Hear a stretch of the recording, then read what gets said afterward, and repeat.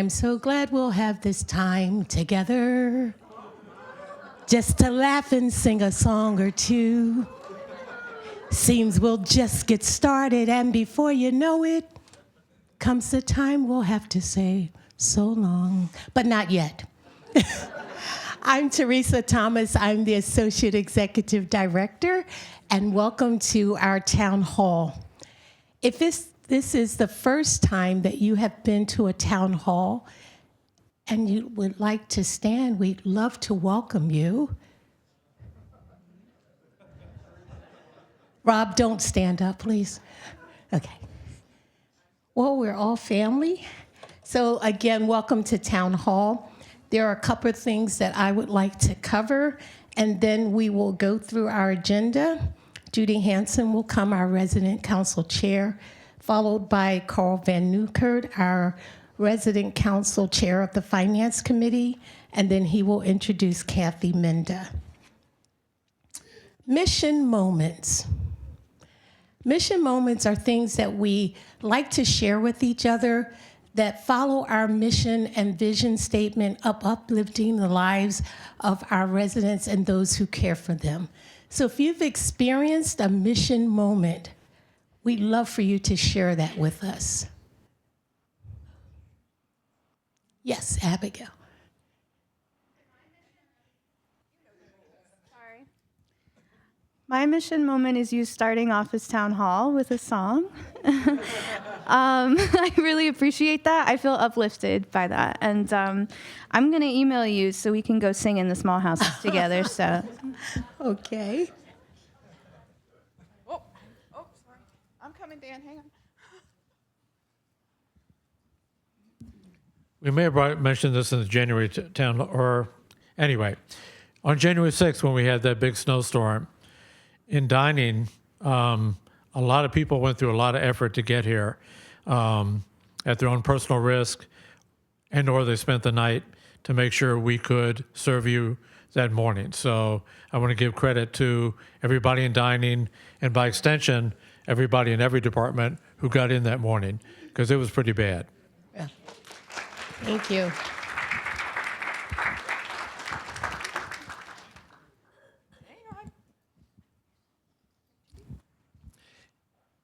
Some of you may not know that the little free library on Beauregard, right below the sign for the Church of Resurrection, was built by my husband and Kevin Henu, painted by my granddaughters, supported by Goodwin House Alexandria and the Church of Resurrection. And periodically, including today, I came back to my apartment and there were books resting against my wall for the Little Free Library. And this happens often. Occasionally, yes, I go to the library sales and get lots of kids' books, and I take the adult books that you don't buy at our library's book sales for the Little Free Library. But many times it brings me much joy to come back to my apartment where someone has gone out and bought books for the Little Free Library. The Little Free Library is used so often that we need to refill it most every single weekend. I take adult books, children's books, YA books, and for initially I saw a lot of my books still there, but now people are actually using the library as it should, where they're taking a book and bringing a book. So for those of you that have quietly and anonymously supported the Little Free Library, thank you so much, and be proud of that Little Free Library. Thank you, Judy. Any others? I would like to piggyback on what Dan said about the snowstorm, and to thank you, our residents. I think we had over 25 residents that offered rooms in their homes for our team members to stay over. So thank you for supporting our team members as we serve you.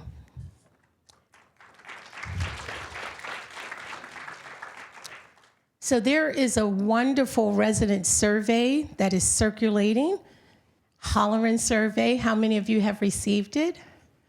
Wonderful. How many of you filled it out and returned it? Oh my gosh, we are so good. Yes. So thank you. That is our way of hearing from you, another method that we use so that we can get your feedback It helps us to plan and to address concerns that you may have, as well as improvements in our community.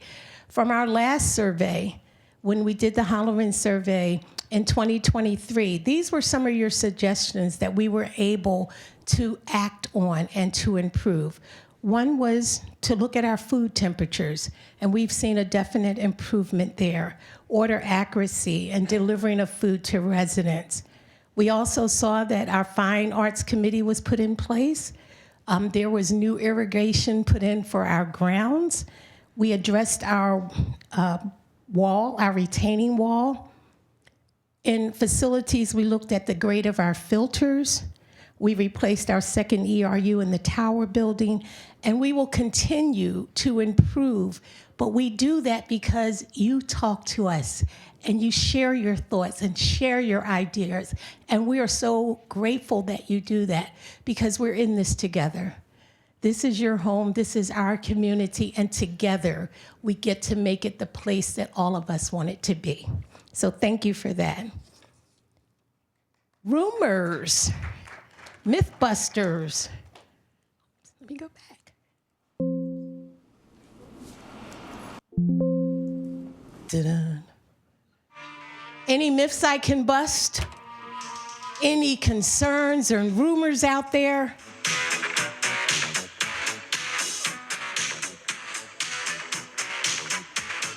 Any of those things that you want me to address? You've heard them in the hall. There have been talk around a dining table. This doesn't sound right, but I'll share it so Teresa can bust it up. Any? No Mythbusters. Okay. You know I am always around, especially late at night if you want to share one. We're going to ask Judy to come, if she will introduce Carl.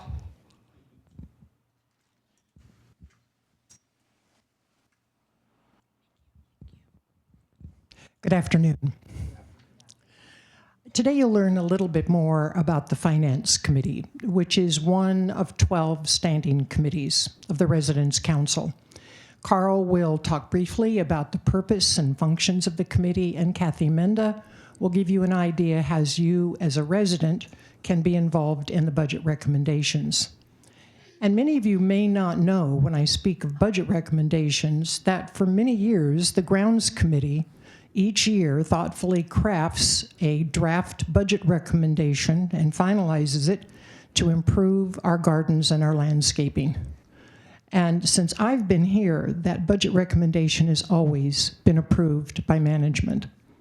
So they do listen to the residents, and the best way to make your voice known is to go to the standing committee meetings.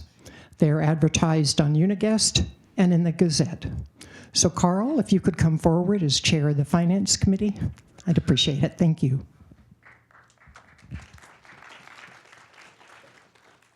Thank you, Judy. And I wanted to say, well, if you look in Uniguest, you'll see that the purpose of the Communications Committee is to serve as the Finance Committee is to serve as a means of communication between the residents and the management. And that sounds sort of bureaucratic, but what does it actually mean? Well, one of the things that we do is to try to translate the boring financial reports that management puts out into information that is actually understandable. And I think that I've figured out a fairly good way of doing that. Once a quarter, I put out a summary of management, what management has said about the finances of Goodwin House, Goodwin Living. And I think I've created a sort of a Goldilocks situation where it's not too detailed to be totally boring, and it's not too simple to be useless. So I cross my fingers. And the next one will be coming out in about 3 weeks, I think. The first week in March. The first week in March. So keep your eye out for it, and I'll bring out with another report. Another thing that we're doing, it has been suggested that new residents would benefit from having some financial information. What good things do they need to know? Monica Thomas conducts new resident briefings once a month, I believe.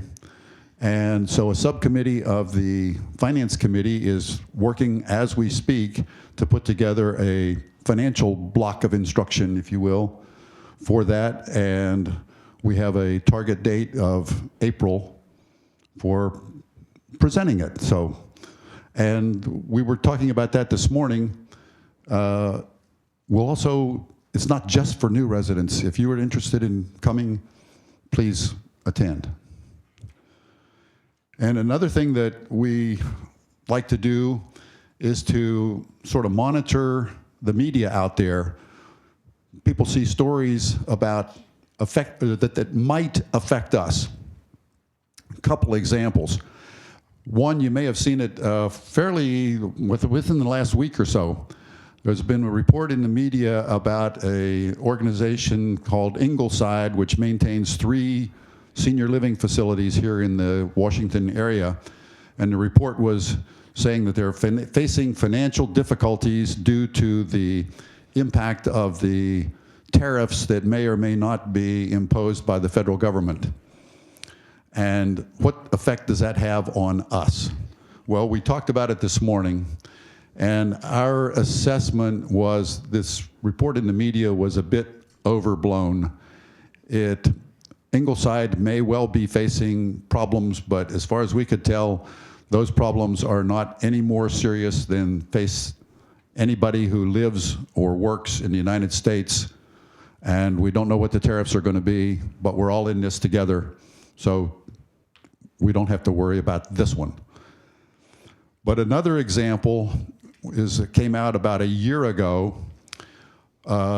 This was reports of a CCRC, very similar to Goodwin House in Charlotte, North Carolina. It was called Aldersgate. And like us, it was a faith-based operation. Like us, it has been around for a long time. They're even older than we are. They were founded in the 1940s. Like us, they are well respected in their community. Like us, they were enjoyed by the people who lived there. But about a year ago, they went into bankruptcy. Not good. Well, we looked into this, and it turns out that there were several cascading features that happened. One of them was that management was planning to do some expansion. They were spending money on the plans, et cetera, for the expansion, and COVID came along and created problems with the economy, created problems with the supply chain, created problems with the residency rates, and they didn't change their plans to adjust to the new realities. Lesson learned. It's not a problem to change course when the situation changes. Another factor that went into this was that they went for an extended period of time, over a year, with no chief financial officer.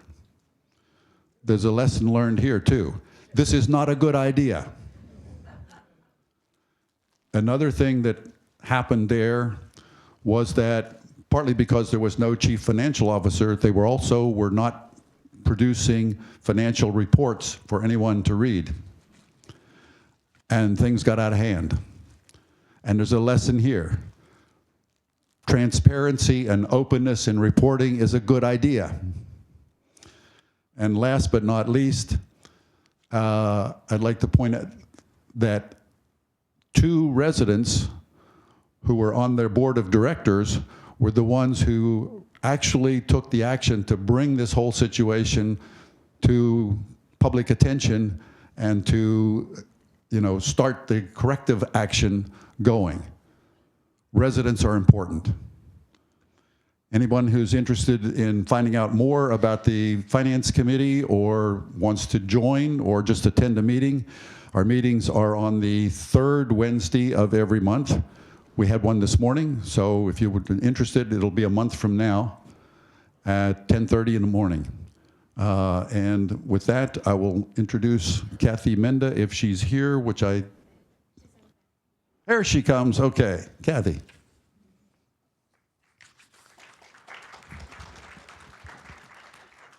thought I stood you up? So first of all, you'll all be happy to know that these are my notes, so it's very short. It's very short. You'll all be happy to know that. So this little sheet of paper, these were my notes, so that's how short it is. Secondly, for those of you who are holding your breath, there are no charts, there are no graphs, numbers, whatever, even though it talks about budget, because it's really about your input. And it's looking for an additional way, in addition to what we currently have, to provide input to make sure that we reach everyone who does want to, say something, have an interest and get more involved. So with that, part of it is all about timing. And now is the best time at the start of the process, not 3 months down the road or after the budget's been approved, et cetera. It's now at the start, so it can be included in the formulation. Also, before I go any further, I also want to thank we're a small working group of the Finance Committee, and that also includes Mike Stevens, Debbie Christie, and Kathy Wood. So again, it's a small group, but we want to make sure that we have several different viewpoints represented. And with that,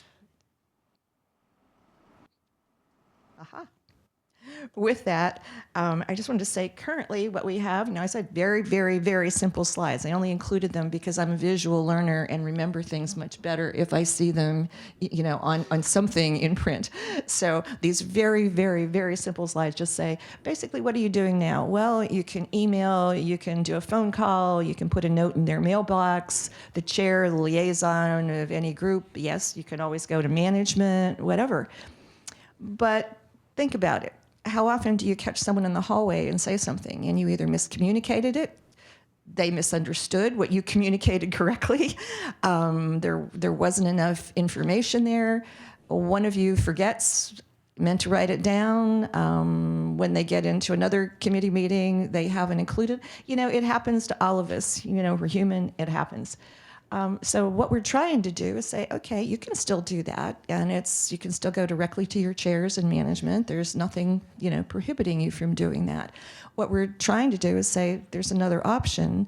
One, by doing it, and we'll give you a little more information on timing, but it gets your input, if you want to provide it, at the start of the process. A lot of those things sometimes are complaints. How many times have you been at dinner and you're sitting there and something comes up and it goes on for a while? Okay, what happens with that? Did you take it to the appropriate and responsible parties and at a time that's correct? So what we're trying to do is help ensure timeliness, that it sort of jogs everyone's memory or willpower or energy or when the time is right for you, but over roughly the next week. And what we've done, yes, it's a form. And when I say form, I pretty much laugh at that because the form is really like 4 little lines at the top. You can even, if you want to type and do it on your computer and send it that way, you can do that too. So I say form, don't get all upset that, oh my God, this has become so bureaucratic. It hasn't. It's just trying to put it down on paper so there's a better record. Think of it as a system of checks and balances. Are we sure we captured everything, that all the input went in? It reinforces what the committee chairs may have already heard and suggested. So again, it just identifies the committee, the chair of that committee. If there's not a specific committee, there are a lot of smaller groups and things that maybe, okay, if you know the department it would come under. If not, put that area down. And then also there is one form that you would use if you have more than one suggestion and they're all in the same area. For example, transportation, and they all go to the same department, and you have 3 ideas, you can put those all in the same form. But if one is about nursing, and one is about dining, and one is about transportation, then you would have to have 3 forms, because we're going to divide them. We'll share them at the end of each day. We'll be dividing and who, what goes where, what department head, and at the end of the week, we will take and distribute them to the appropriate, again, to the respective committee chairs, to the department heads, and to Teresa and Barbara, who have asked for them. And also try to take and do a summary. If you're doing something under life enrichment and maybe it involves music, rather than just put life enrichment as a department, you might also write the word music. It'll say, what's the topic of interest? Or if it's under health, but it involves the clinic, you might, under that department, there's a line that says topic. Well, what's the topic? It's nursing, it's the clinic, it's drugs, it's whatever. So we're just trying to get a better handle on a very broad department. So we'll also list all the departments and their contacts, and if you do want to call or email, that information will be there. But what we're trying to do is have you fill out these forms, and there'll be a suggestion box that will be by the activities binder, outside the mailroom. So we'll collect those every night, and I'm sure we'll give you a few days leeway if you haven't met the deadline of March 3rd. Our goal is to have it there on the 24th, next Monday, or if it's Monday the 24th, if not before, the next few days. So if you suddenly see something stuffed in your mailbox, don't go, what is this? This is what she was talking about. So that's all it is. And then, just fill it out. 3/4, 90% of that page is just room for your idea, your suggestion, and to give as much input as you can. And then if you do have more than one. So that's basically what it is. And that just gives you a rough idea. And some of the wording may change a little bit as we're still playing with it or getting, ideas from some folks, but again, very simple. Who's the RC chair? The contact name, what's the committee? If you want to provide your name, and then the topic, as I mentioned. That's it. So, and we will, as I said, try to do a summary so we can also see when you do them individually, or do you share them with the right committees and all that? If you do them individually, it doesn't provide as much of an overview sometimes. You get to see everything all at a glance. So that's what we're trying to do. And I might also say that, as with everything, the first time you do it, we'll see how it works. And if it works, we'll continue and also take recommendations from you all as to what may make it more effective and help. So questions? All right. Thanks, Kathy. And again, please be looking for these forms in your mailbox on Monday, the 24th. And Barb and I are very excited to work with the Finance Committee and Kathy on getting these forms back, because every voice counts. And we want to make sure we're hearing from you. We're going to ask Alex to come with a nutritional update, and then following her will be Bruce, our chaplain, and following Bruce will be Abigail, Creative Art Therapy Group. So just as Teresa singing brought everyone joy, I hope that by me not singing, it is bringing you joy. That's not my strong suit, but nutrition is. So here I am today to talk to you a little bit about accessing nutrition facts. Now, how many of you, before you make a decision with your meals, look at the nutrition facts? Okay, oh, that's wonderful. And it's okay if you don't, but I want to make sure that you know how to and know some of the changes that we are making. So first and foremost, I have a lot of questions about where the nutrition facts come from in the first place. So we use a computer system called Meal Suite, where we can input our own recipes, which is wonderful because it allows us to make any tweaks that we want. So things like eliminating salt, adding flavor through different herbs and spices, making substitutions for leaner proteins, putting in the recipes then will generate the nutrition facts through this organization's database. And this is something that we use across our venues and are continuing to grow. It's a company called MealSuite. Currently, there are 2 places to see the nutrition facts. One of them is through dining menus, and this is all on Uniguest. So if you go onto Uniguest, you can see them on dining menus, and then you can click on Bistro Breakfast and Bistro Lunch. That's when you'll see that day at a glance. It'll say what the item is. Is it gluten-free? Is it dairy-free? Vegetarian? Is it low sodium? As well as the nutrition facts. We also have them printed out currently by the bistro and close to the Fillmore Lounge, so you can see it there. I don't see people checking that as much for the information, but it is presently located there. The other place is also on Uniguest, and it is through Menu Ingredients and Nutrition, and it's also known as Cafe Meal Suite. So this is a place where you will see all of the day at a glance instead of just that one specific meal. I'm going to go into it a little bit further in a second. But we do have some current problems that I want to make sure that we're kind of looking into and addressing today. MealSuite is updating itself and its information pretty frequently, which is wonderful. That's something that we want. We want up-to-date information. We also want accurate information.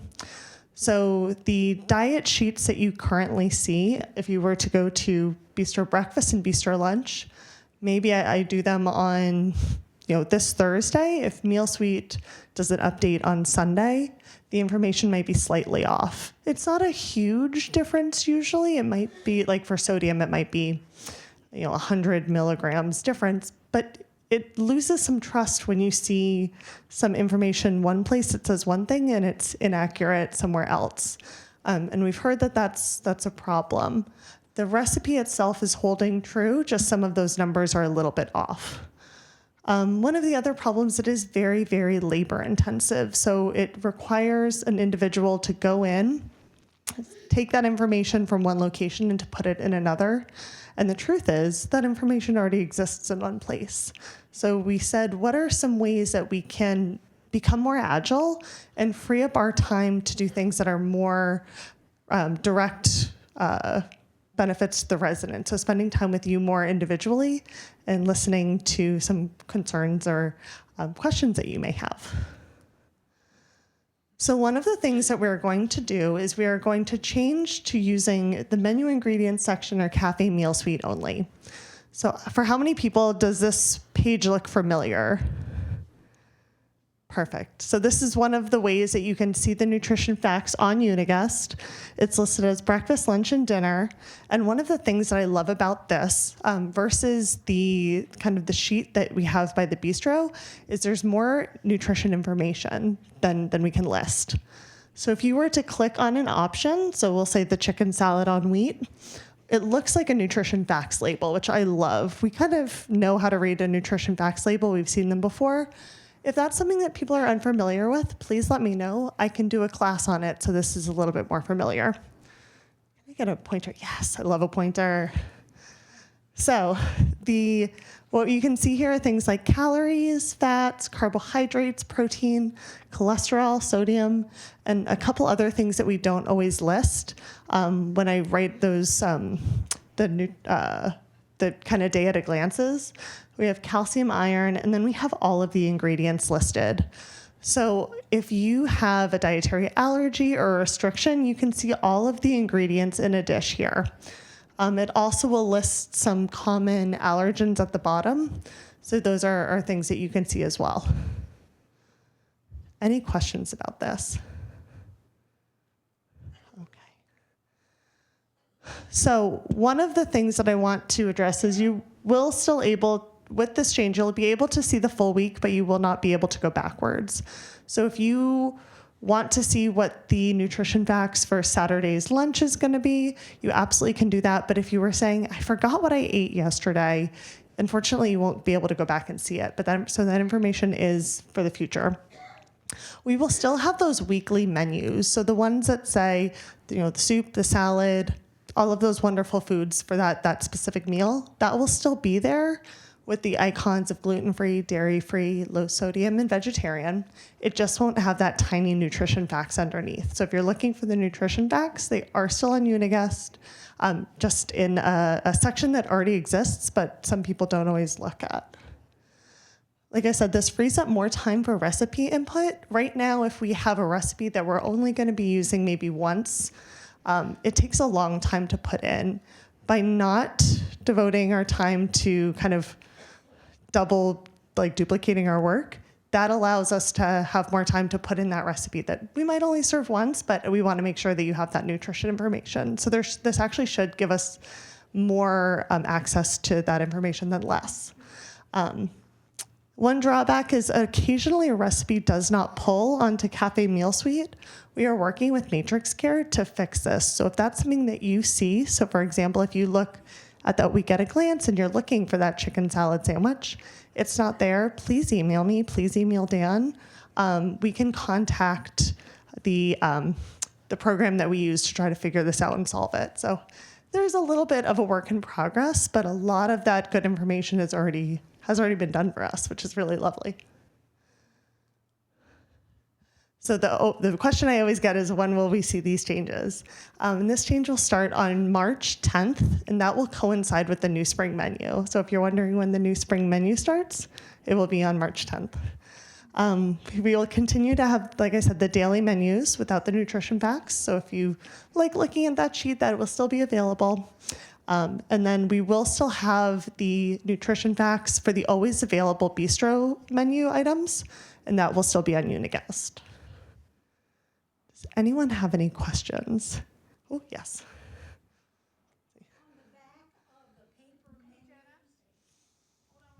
Yeah.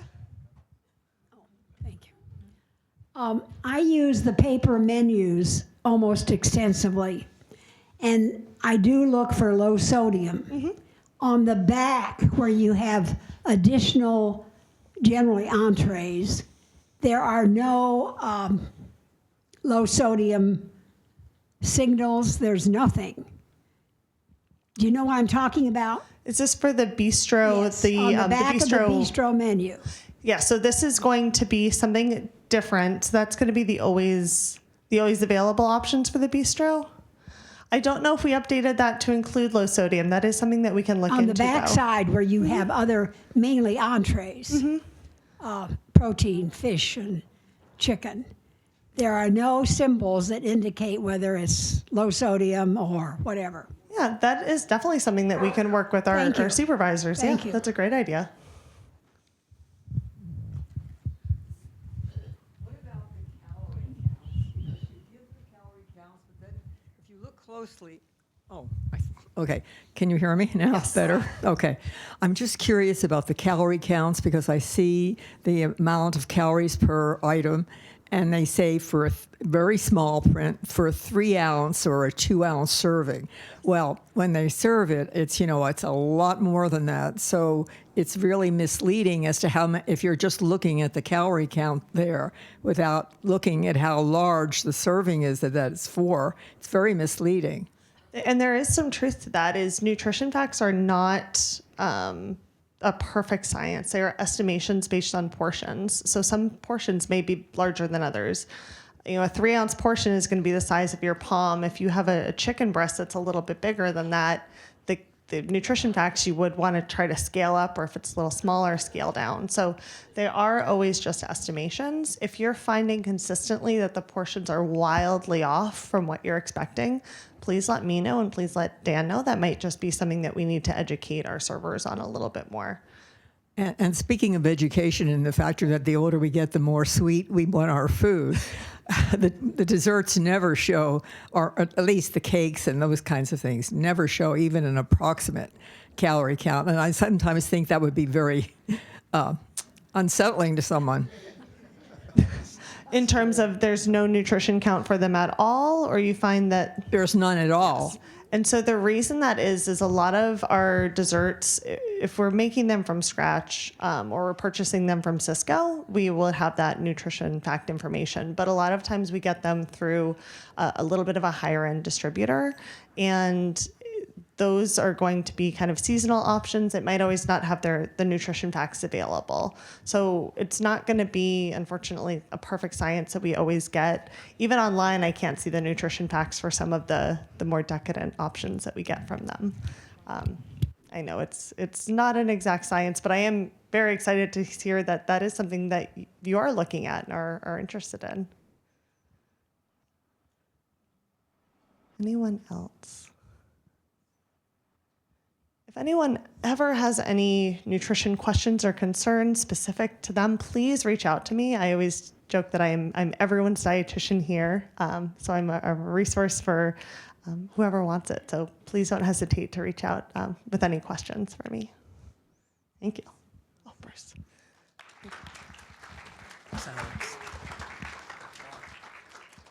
Good afternoon. I'm Bruce, your chaplain, and I think dark chocolate has more vitamins than the other kind. So, okay, just keep that in mind when you're looking. I have two basic things coming up in March to mention, and one is the first Wednesday in March is Ash Wednesday. That's the beginning of Lent. And so we have a number of opportunities that day. We'll be going on our Sunday service schedule that day. So there'll be a 9 o'clock service in the chapel with communion and ashes. Then there'll be the 10:30 service here in the auditorium with communion and ashes. Then I'll make rounds in healthcare, taking just the ashes because there aren't enough hands to do it all, but the ashes will be available. And then 12:30 to 1, I'll be in the chapel for anybody to come by for communion and or ashes or a blessing. Then we have the 3 o'clock service in the Richmond dining room on the 3rd floor with communion and ashes. And then from 4:30 to 5, I'll be back in the chapel. And at some point, I may be wandering the halls because a number of our team members aren't able to get to services and they just go, oh, can I have my ashes? And some of you may just not remember that it's a different day and a different schedule, and you say, oh, I missed it. So feel free to come to any of those services or drop in the chapel. Everybody is welcome at whatever place you come for that. And then because that's the beginning of Lent, that also signals that our Lenten series will be beginning. And that's sponsored by our Memorial Chapel Outreach Committee every year. And the theme this year is Reconciliation, Repairing Our World. And so every Tuesday for 5 weeks, beginning the Tuesday after Ash Wednesday, there'll be a program here in the auditorium from 4 to 5. And we'll be looking at reconciliation on a global, a national, a local, a spiritual base, from week to week with different speakers, and it should be very inspiring all the way through. We certainly need reconciliation in our world and in our lives and in our own hearts. And so I invite you to join us on that journey. And any questions for me? All right. Abigail, where are you? Here she comes. And Allison, too. You get a twofer here. Let's give our music and arts folks a big hand. Thank you. Can you hear me okay? Okay. So we've had a lot of music at this town hall. We're going to continue that trend. Right now, we're going to create a thunderstorm in this room. We're going to be using our hands and our feet, okay? I know, it sounds bizarre, but just go with me for a second, okay? There are 4 different things we're gonna do with our hands and our feet. So we're gonna practice them before we create this thunderstorm. Can you all start rubbing your hands? And maybe get a little quicker. It helps if you have dry hands like myself. Make more noise. You might generate a little heat. Okay. Great, so that's motion number 1. Can we snap? Yeah, pretty cool. It doesn't have to be too loud, there's lots of us. Okay, can you pat your legs? Nice. Okay, and then can you stomp your feet? Okay, this is gonna be really cool. Okay, so we're going to start from this side of the room and work our way this way. So this is the right side of the room, center, left side of the room. Okay? All right. So right side of the room, can you start rubbing your hands kind of slowly? There you go. All right. Center, can you join us? Good. All right, left side of the room, can you join us? Nice. All right, speed it up just a little bit. Okay. So I want you all to continue rubbing your hands. Right side of the room, can you start snapping? Good. All right, center, can you join us? Yeah. All right, left side, can you start joining us? Lovely. Okay, keep snapping. All right, now the rain's gonna come a little harder. Good.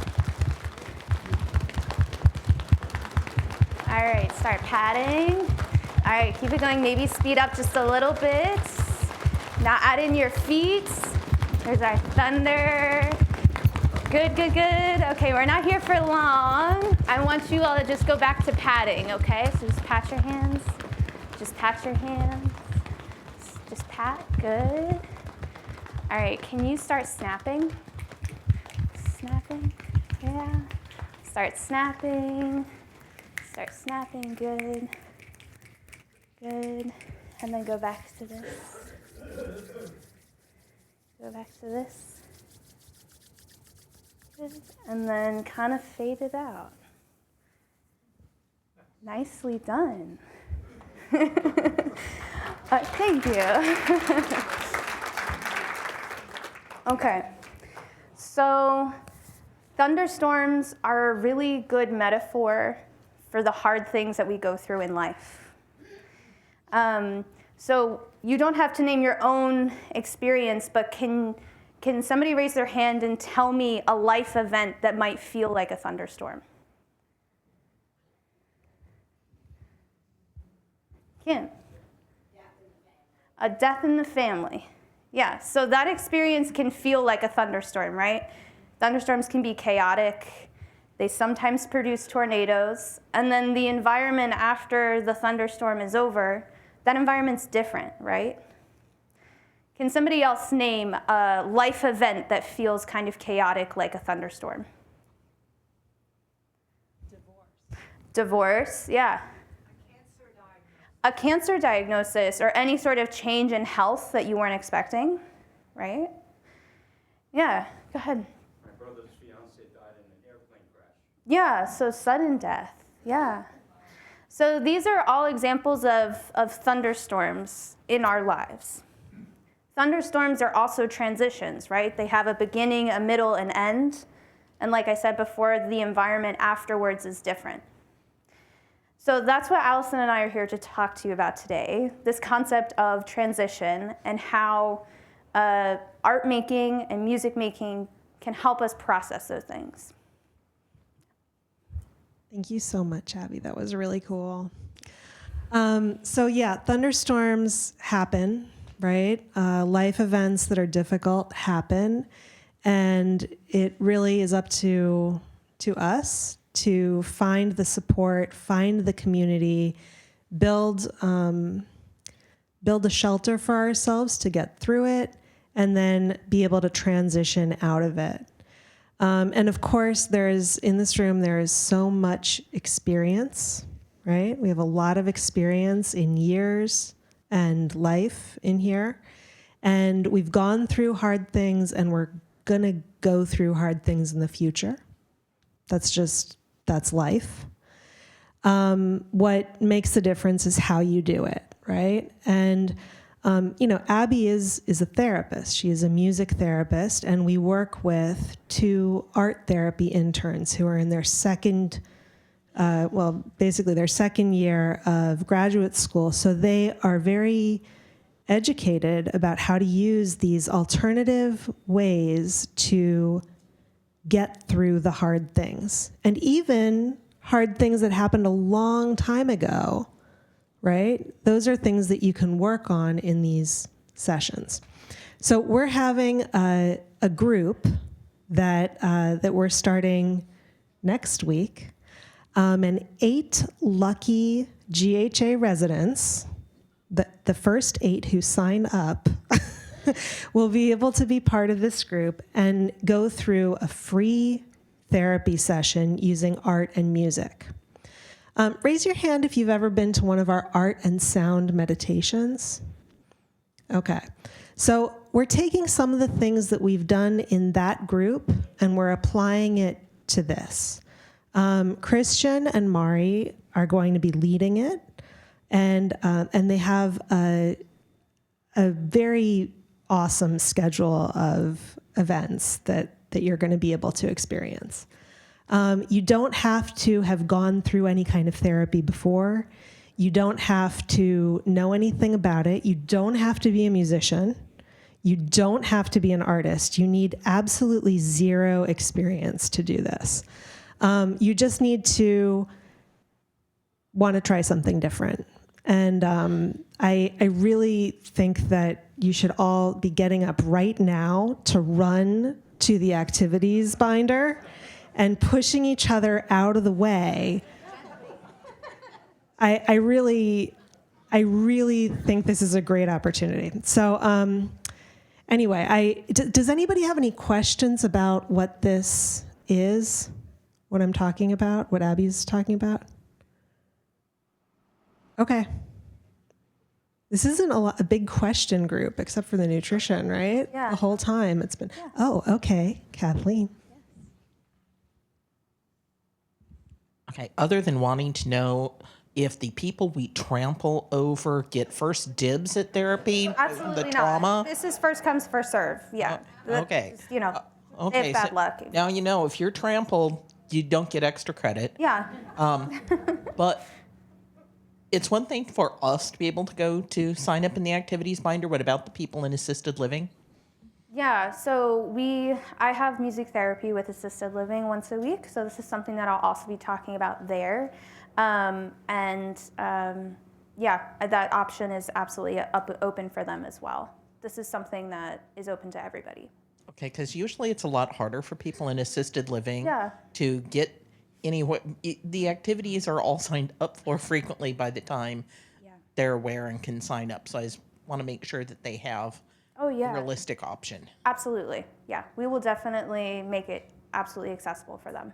Yeah, also this is the inaugural group, so it's a 6-session experience. It's just 6 weeks. So after that, we'll do other groups depending on, people's interests and need. Yes. This will be Tuesdays from 12:30 to 2. So typically the session structure is we'll have like a short introduction that maybe will last 15 minutes. Then we'll have a good chunk of time for art making, maybe 40 to 45 minutes, or music making. And then we'll have some time for discussion and then kind of closing thoughts and things like that.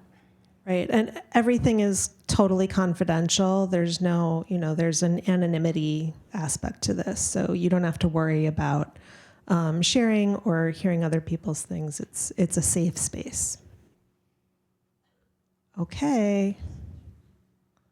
Nobody's running yet.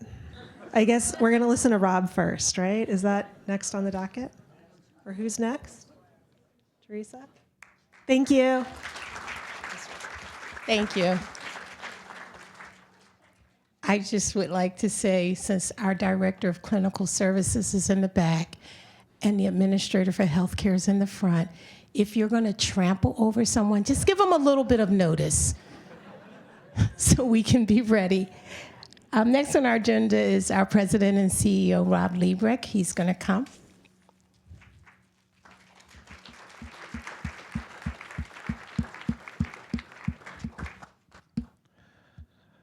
Thunderstorm. Let's get the clapping going a little bit more after a thunderstorm. Come on, we can do better. Oh, just kidding. Great to be with you. Thank you for giving me a few minutes today. I wanted to share a couple of updates with you and then answer any questions you have along the way as well. So first and foremost, I've been to a couple of town halls today, which has been a joy. Thank you for starting with the mission moment and thank you for engaging in that, our library discussion. And then the update about our finances. I was taking notes. I don't know if anyone else was taking notes, but it was really, okay, good. We have some note takers in the audience. And then I was Googling, like, what did Ingleside do with tariffs? Oh my gosh, I'm out of the know. And Aldersgate, that story certainly is known to us as an organization. So I wanted just to start off by saying thank you for choosing Goodwin House Alexandria. You chose a really solid, mission-oriented organization that is financially strong. And in times of anxiety, in times of thunderstorms, know that you are in a really great place that's going to be here with you through the moments. And I know that you have children or friends and others around you that are probably going through a lot of anxiety at different times for different reasons. You chose really well. We're solid, we're strong, we're going to make it through this thunderstorm and any other thunderstorms that come, or at least in the foreseeable 15 to 20 years. So hopefully that gives you a little bit of confidence for where we're headed. The second thing I wanted to share with you is, and maybe some of you received a note about this, is Actually, I want to rewind a little bit. I wanted to give another mission moment. Is that okay? All right, thanks, Teresa. You had on Valentine's Day, you had our Giving Day, right, Mary Kate? Yeah, and some of you participated in that, and thank you so much. That it's really meaningful. One of my favorite things to do is to read the gratitude board that comes up after that, and it's out there in the lobby. And I just was reading through them today. It was my first time to see them, but someone wrote down, gratitude inspires our spirit of generosity. What are you grateful for? When I'm outside this building, it seems like a crazy, mixed up world. But when I'm inside GHA, I understand the needs of others around me, and I'm glad to help. I really love that. Is that you? Yeah. Brilliant. Beautiful. Might be one of my favorite gratitudes that I've read over the last 6 years. So thank you for that. We also sent out a note updating you on a name of a new building, possibly. Did anyone see that or get that? Okay, great. So we figured out for the View Alexandria, which is a rental community, we do plan to build on that campus. It can accommodate another 350 residents. We'll probably try to accommodate about 300. And the building is going to be an entrance fee community, so very similar to Goodwin House Alexandria. And we couldn't name it Goodwin House Alexandria 2. We thought that would be too confusing. We didn't think Beauregard would make sense. So we went for Goodwin House Seminary Road. And we're excited for that name. We think it ties well into our history and our background, and also gives a good geographical presentation. So I just wanted to let you know that project is currently going forward, but if there are changes that need to be made, we will make them. We will not go down the road forever if it's not viable or feasible and in best interest of the organization. So, but for today, we have built tariffs into that project. We are being mindful and thoughtful about that. And we're excited that in July, mid-July, early August, but hopefully mid-July, we'll have a new sales center that will be very close to here, that will be able to welcome interest for that new community. When that happens, we'll start to do marketing. And in my experience over the last 20 plus years, when we start to do marketing, we'll get more interest in Goodwin House Alexandria and Goodwin House Bailey's Crossroads as well. So you're already fairly full, which is great. Our intention is to keep you fairly full throughout the 15, 20 plus years, keep on going after that, and keep the experience for the Goodwin House Bailey's Crossroads residents strong too. So all that should come together, and we're excited. So questions you have along the way about that, let us know. The other thing to note is there are a lot of organizations that have been challenged financially and are looking for support, help. You know about our work in Washington, D.C. with the oldest not-for-profit in this market area, 136 years of service. And we've been able to really help this group called Forest Hills go from assisted living occupancy of 40% up to now 90%.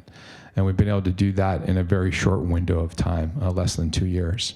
And we did something similar with the View Alexandria. We took them from 65% occupancy to 95% occupancy in a short window of time.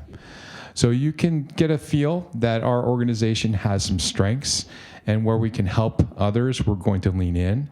And so if you happen to hear about affiliations from our organization in the next months or years to come, I hope you're not surprised. It's part of our mission. It's part of our focus to be able to lift up others along the way. So I wanted to share that with you as well. And then the final message I wanted to provide to you is you recently went through a survey with us and with Holleran. Thank you for filling that out for those of you that did. We also just went through our team member survey. So we do an annual survey, and then we have an ongoing survey that we do when a new team member starts, and then that also happens annually. One's anonymous, one's not anonymous. So we just went through our anonymous survey called Intergage. That's tied into the Washington Post and how they assess the top workplaces in our region. For the last 6 years, we've been considered a top workplace, not just amongst senior living providers, but amongst all employers in the region. 2 years ago, we were the top workplace, #1. Last year, we were #2. So not bad when you think about who we're competing against overall. We just got our results back, and this year, we again are considered a top workplace. So that would be 7 years in a row as voted by our team members. So thank you. Thank you. Thank you back there. And it's really exciting. We always hear from our team members, especially at Goodwin House Alexandria, Bailey's Crossroads, and the View, that the #1 reason they choose to be with us is the love they have for you as residents. It's universally the #1 reason. So thank you for making this a place where people want to come to work and want to stay. It really makes a difference. You're leaning in and being a part of their lives and allowing them to be a part of your life. And we'll have some additional celebration. We don't know where we are in the list this year. We'll find that out in June, so we'll wait together. But overall, Goodwin House Alexandria with Barbara, with Teresa, with the whole team did a really nice job and had really positive results overall. There's always places we can do better, but overall, really strong results. So with that, I wanted to open up to any questions, but just to say thank you for that success.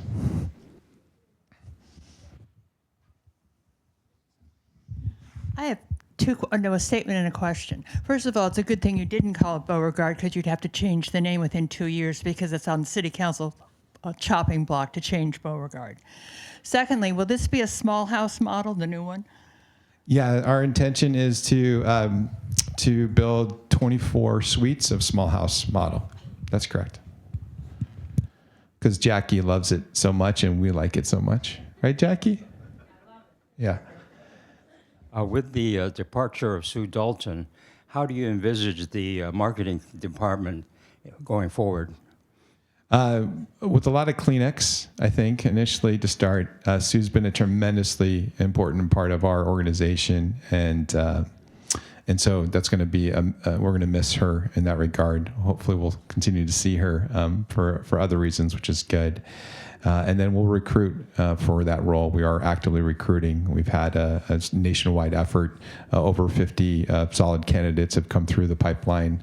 I think we're going to be narrowing it down in the coming weeks. So hopefully we'll find a good person before Sue leaves so that we can have good continuity and support there. But thank you for asking that question. And we have a great sales team overall. In fact, they just had an open house. Thank you for those of you that opened your apartments for that purpose. And I love the energy, both having an open house, then a town hall. This is like a perfect day for me. Teresa could fall asleep tomorrow, but or maybe a little later tonight. But it's a good experience.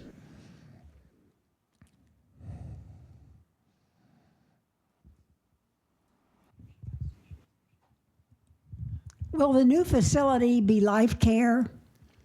Yes, it's going to be a life care type A contract, just very similar to Goodwin House Alexandria and Goodwin House Bailey's Crossroads. The pricing will be different because it's a new build and construction costs are more today than they were when we built Goodwin House Alexandria or Bailey's Crossroads. But there'll be life care type A contract predominantly. Okay. And will it have 3 types of service? It will have independent living, assisted living, and skilled. And within that mix, some support for memory care, yes. Okay. And currently our plan is to make it Medicare, Medicaid certified.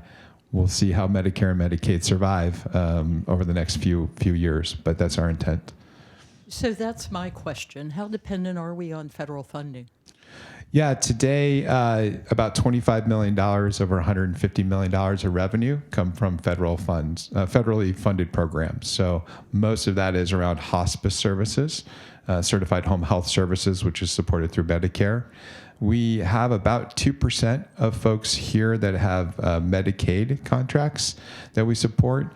We're closer to about 10% at Goodwin House Bailey's Crossroads in our skilled environments. And then we have a handful of folks that come through on Medicare support services. So 85% of our revenue or more is private pay. So we're not as exposed as other organizations, but we still have a considerable amount that is tied. So we're very mindful and watching and trying to prepare.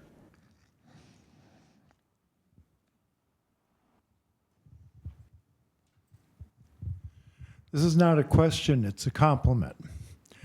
And that is, I was sitting here watching Abigail and Allison get us to snapping our fingers. That's tough with arthritis, I might say. But the compliment is you and all the way down to the newest staff member have made this a great community of people.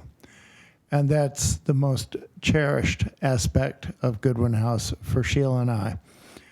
It's not just a place where we have an apartment. It's a place where we have a large family. I love that. Thank you.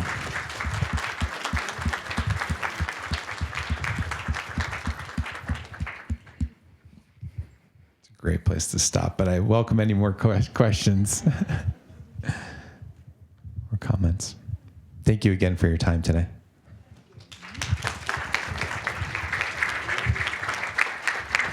Thanks, Rob. We are at our 4 o'clock and we are mindful of your time, but there's one last thing I want you to do. If you're sitting by someone or you're just a chair or two separated, lean over.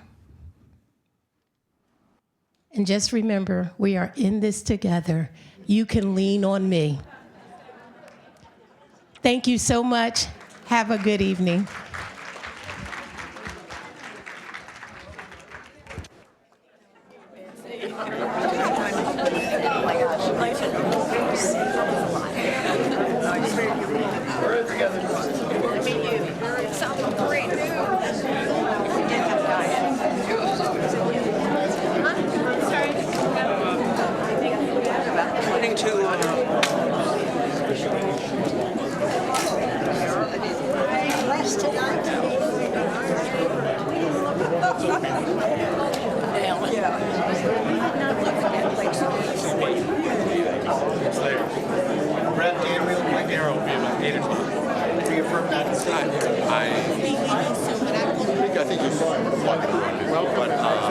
I don't know what the details are, but I can imagine them.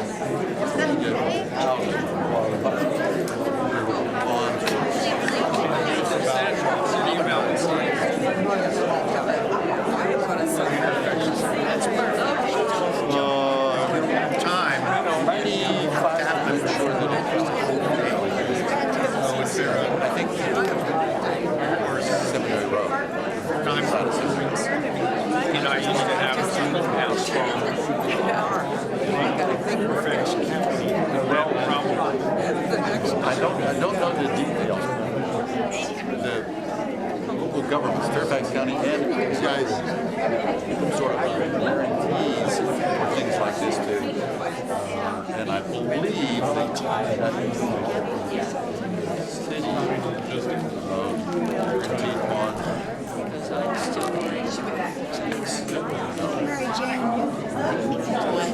Hasn't been what I'm concentrating on.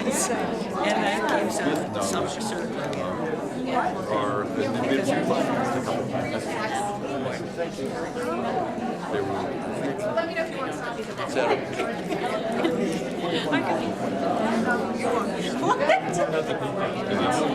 I missed you. construction. How are you? There, yeah, they do. Fairfax County.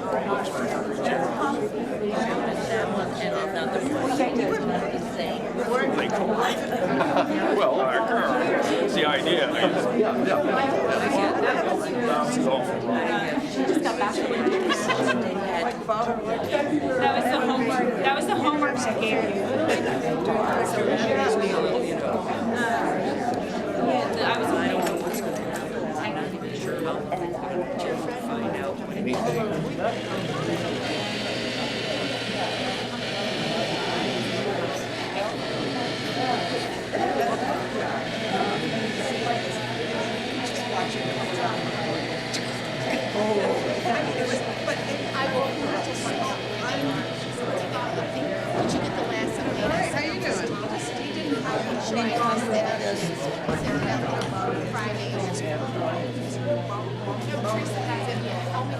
Hi. Teresa, how are you doing? Yeah, I'm good. We will. It'll be 24 cards, spots at a time. So, how are you? It's fine, wasn't it? You're welcome. Thank you. I did so lucky to have it. Allison. Yeah, right. And then the government. Anyway, it's getting better. It's nice to kind of make my point. It's nice.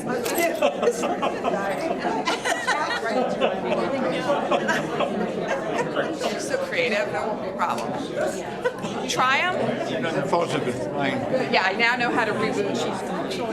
Check them in the morning. You work for Sunday too. That's good. And yeah, I should resign. I should solve our problem. My next assignment. Okay, you're ready for me, right? I don't remember. Ancestors. I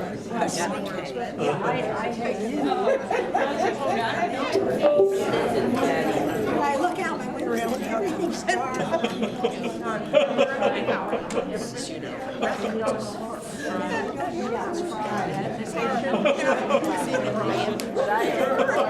Actually, we have a DI. We're all chasing each other around. Yes, thank you. I did so much. Got work long. I had like 6 days. That'll be good. That's fine.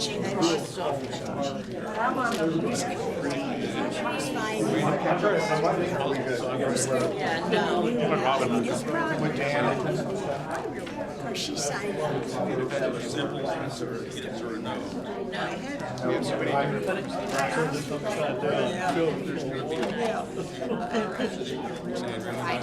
You're not here tomorrow. He's coming in. Oh, you're coming in. Three of us will do the story.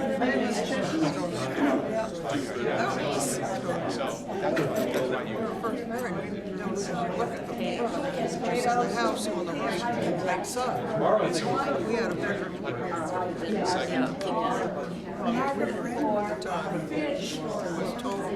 Oh, he was in the last round? Okay. And then they'll transition. You don't I eat a banana every day. Well, I'm working with Stanford. I wanted to do the it's definitely interesting. Buildings, inventory, documents, you're on top. I don't think We have a new team, some evaluations for the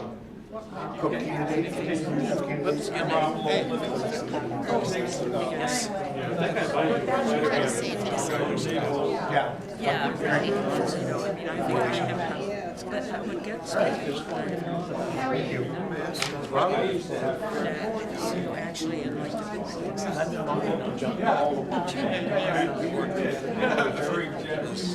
and they say, you know, that they should stop making Exhibit bonds will be available for this, in that direction. and they say, well, they can go ask the dietitian. That's the intent. John, you see a Yeah, well, I order once in a while. I would have set up an island. Thank you. Oh, okay. I knew you were. You know, she's of that. Really high. Dietitian. She's gonna take some months off. Yeah. So that I know. She was really good. We said fresh air. Just the thought. Yes. Yeah, we're getting About that, no. As transparent as possible. Yeah, that's right.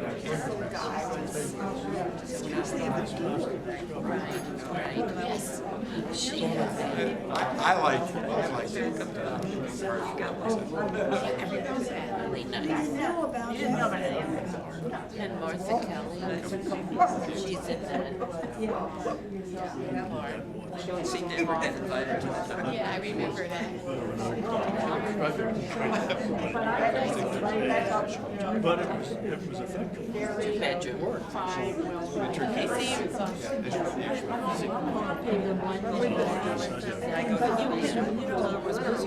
Something on the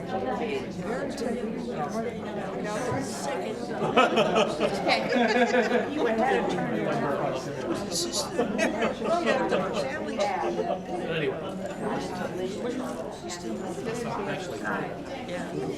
I don't think Bill. you won't do it. Equipment here. That's my first time meeting. And that's our apartment together.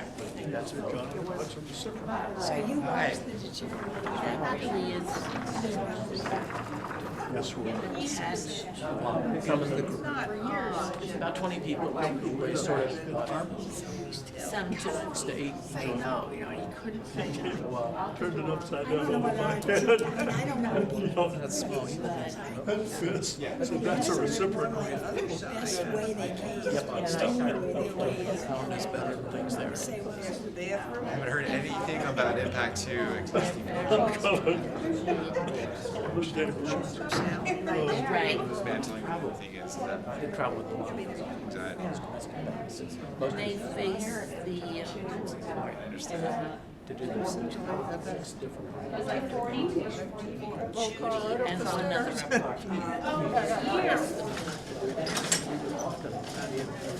It was. Personal.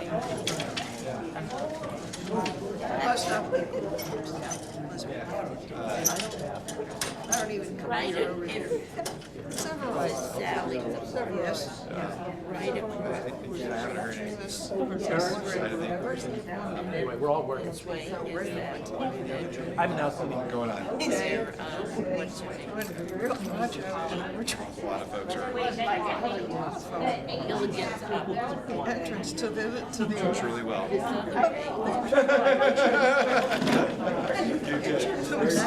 John, nice to see you. So I had to go through the staff first. Oh, the ones that you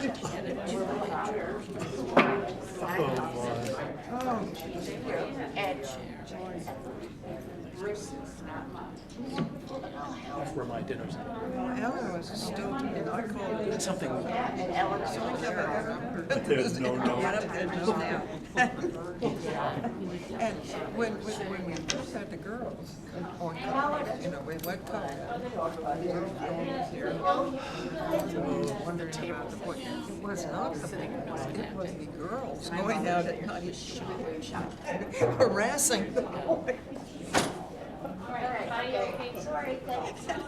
Things you didn't predict. I was going to have to keep an watchful eye on the boys.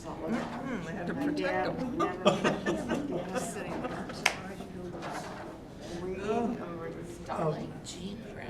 Girls notoriously Starts behind us. Yes. Evident. I mean, it must take it. Faster.